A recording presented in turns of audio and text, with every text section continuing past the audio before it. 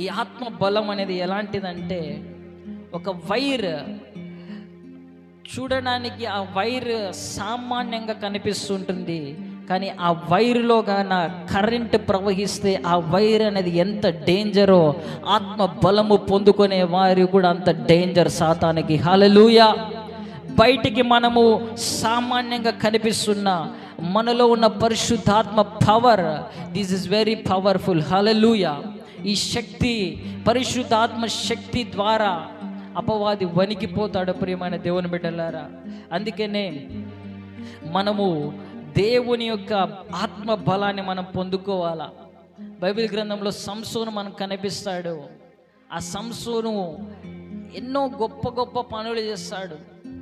ఒక గాడిద దవడ ఎముకతో 1000 మందిని చంపినాడు సంసోను. హల్లెలూయా. ఎందుకంటే సంసోనులో ఆత్మ బలం ఉంది. హల్లెలూయా. సంసోనులో ఆత్మ బలము ఉన్నంత వరకు సంసోను శక్తి కలిగిన వాడే. కానీ ఎప్పుడైతే ఆత్మ బలం వెళ్ళిపోయిందో సంసోను సామాన్యుడిగా మారిపోయినాడు. ప్రియమైన దేవుని బిడ్డలారా, ఇంతవరకు సామాన్యంగా ఉన్నావేమో, కానీ సంసోను మీదికి బలముగా దేవుని ఆత్మ ఎట్లా దిగి వచ్చిందో, ఈ రాత్రికాల సమయంలో అదే దేవుని ఆత్మ నీ మీదికి బలముగా దిగి రాబోతున్నది. హల్లెలూయా. హల్లెలూయా. చాలామంది అనుకుంటారు చదువు ఉంటే చాలు, డబ్బు ఉంటే చాలు, బ్రతికేయచ్చు అని అనుకుంటారు. కానీ ప్రియమైన దేవుని బిడ్డలారా, ఆత్మీయ జీవితంలో నువ్వు జీవించాలంటే ఆత్మ బలం అనేది నీకు చాలా అవసరం.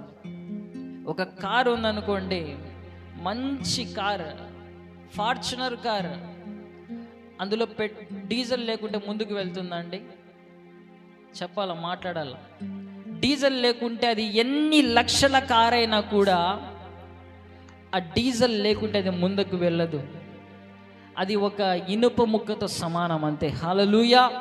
నీకు ఎంత చదువు ఉన్నా, ఎంత జ్ఞానం ఉన్నా, ఎంత డబ్బు ఉన్నా, నీలోగా నా ఆత్మ బలము లేకపోతే ఒక ఇనుప ముక్కతో నువ్వు సమానం అంతే.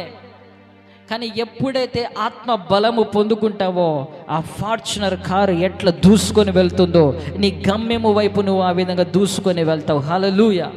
ఎందుకు నీ జీవితంలో కొన్ని సాధించలేకపోతున్నావు అంటే దేవుని యొక్క శక్తి నువ్వు పొందుకోలేకపోతున్నావు. ఆత్మ బలము లేదు నీకు. అందుకనే ఒక ఇనుప ముక్క లాగానే అక్కడే ఉండిపోతున్నావు. కానీ ఎప్పుడైతే ఆత్మ బలము పొందుకుంటావో ప్రియమైన దేవుని బిడ్డలారా, దూసుకొని వెళ్ళిపోతావు. హల్లెలూయా. హల్లెలూయా. ఆత్మ బలము లేని భక్తి అది కేవలం ఆచార భక్తి మాత్రమే.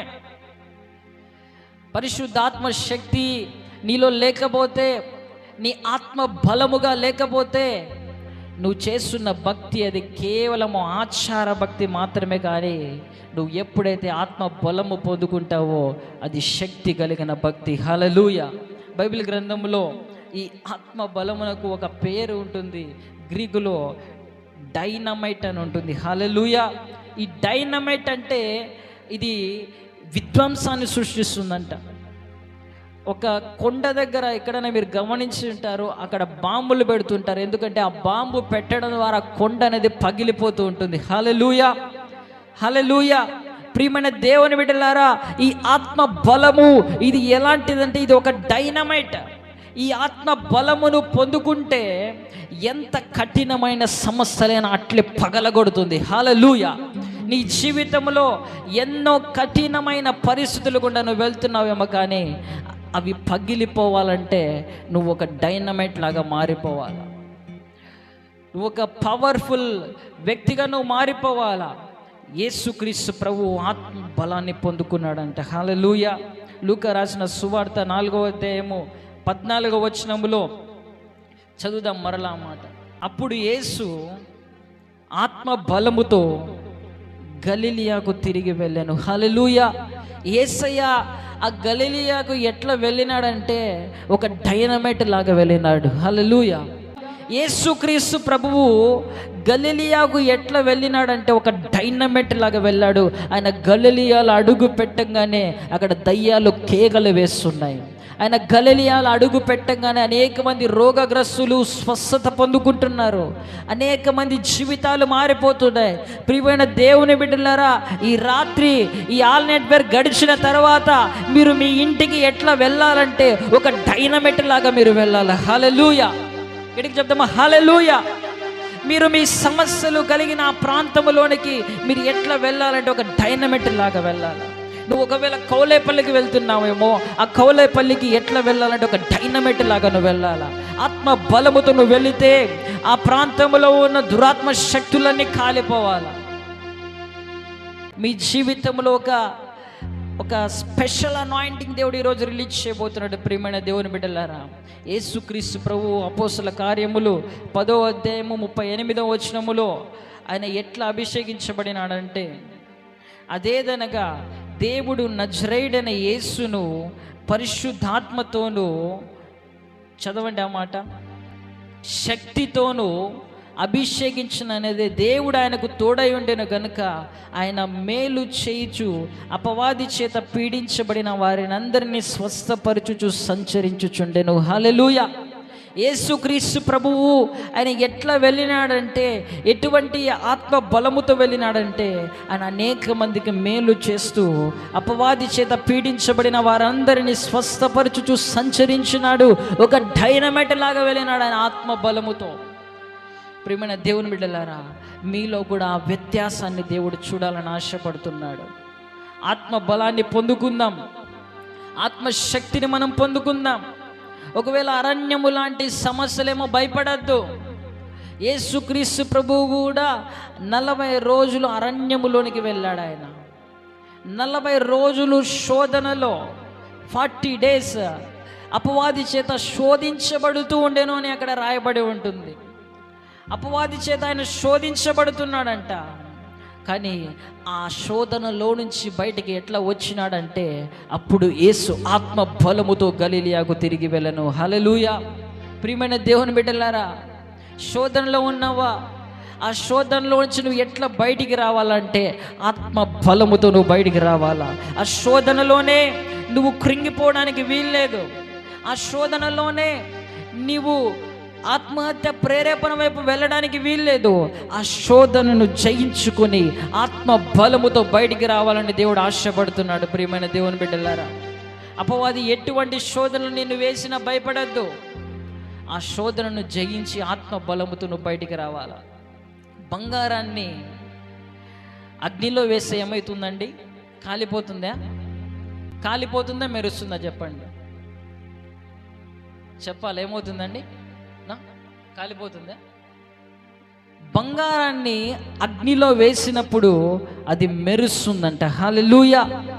మనము కూడా శోధనలో పడినప్పుడు మనము కాలిపోము. ఎప్పుడైతే ఆత్మ బలము మనలో ఉంటుందో శోధనలో మనం పడినప్పుడు కాలిపోము, కానీ ఆ శోధనలో నుంచి మెరుస్తూ బయటకు వస్తాం. ప్రియమైన దేవుని బిడ్డలారా, విశ్వాసి శోధనలో పడిపోడు, శోధనలో బలపడతాడు.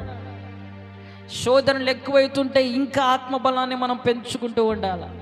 శోధనలు ఎక్కువైతే ఇంకా ప్రార్థనలో గడుపుతూ ఉండాలి. శోధనలు ఎక్కువైతుంటే ఇంకా దేవునితో సహవాసం చేస్తూ ఉండాలా. అప్పుడు నువ్వు శోధనలో పడిపోవు, కానీ శోధనలో నువ్వు బలపడతావు. ప్రియమైన దేవుని బిడ్డలారా, నువ్వు మోకరించినప్పుడు నీ హైట్ తగ్గచ్చేమో, కానీ నీ బలము మాత్రం ఆకాశం అంతా ఎత్తుకు ఎదుగుతుంది. హల్లెలూయా. హల్లెలూయా. నువ్వు మోకరించినప్పుడు నువ్వు చిన్నవాడిగా కనపస్తావేమో అందరికీ, కానీ నువ్వు మోకాళ్ళ మీద ప్రార్థన చేస్తూ ఉంటే దేవుడు నీ ఆత్మ బలమును ఆకాశం అంత ఎత్తుకు తీసుకుని వెళ్తాడు. ప్రియమైన దేవుని బిడ్డలారా, ఆత్మ బలాన్ని మనం పొందుకుందాం. సొంత బలముతో పోరాడితే ఓడిపోతాం, అలసిపోతాం. ఎంత ప్రయత్నించినా సక్సెస్ చూడలేం. ఎంత ప్రయత్నించినా శోధన నుంచి మనం విజయాన్ని పొందుకోలేం. కానీ ఎప్పుడైతే ఆత్మ బలముతో పోరాడతామో అద్భుతాలను మనం చూస్తాం. హల్లెలూయా. హల్లెలూయా. ఆత్మ బలముతో పోరాడి చూడండి, దేవుడు అద్భుతాలను మీ జీవితంలో తీసుకొని రాబోతున్నాడు. ప్రియమైన దేవుని బిడ్డలారా, ఒక దైవజనుడు ఈ విధంగా చెప్పాడు. ఒక గ్లాసులో ఉన్న గాలిని తీసివేయాలంటే వ్యాక్యూమ్ క్లీనర్తో మనం ఆ గాలిని తీసివేయడం కాదు, కానీ ఆ గ్లాసులో నీరు నింపితే చాలు ఆ గ్లాసులో ఉన్న గాలి అనేది బయటికి వెళ్ళిపోతుందని చెప్పాడు. హల్లెలూయా. ఆ గ్లాసులో ఉన్న ఆ గాలి బయటికి పోవాలంటే మనం ఏదేదో ప్రయత్నం చేయాల్సిన అవసరం లేదు. ఆ గ్లాసుని నీళ్ళతో నింపితే చాలు ఆ గ్లాసులో ఉన్న గాలి అనేది బయటికి వెళ్ళిపోతుంది. ప్రియమైన దేవుని బిడ్డలారా, నువ్వు దేవుని ఆత్మచేత నింపబడితే చాలు నీ జీవితంలో ఉన్న శోధనలు, నీ జీవితంలో ఉన్న అనారోగ్య సమస్యలు, నీ జీవితంలో ఉన్న ఆ యొక్క ఓటములు అన్నీ ఆటోమేటిక్గా వెళ్ళిపోతాయి. హల్లెలూయా, హల్లెలూయా. ప్రియమైన దేవుని బిడ్డలారా, మనం ఆత్మ బలముతో మనం పోరాడదాం.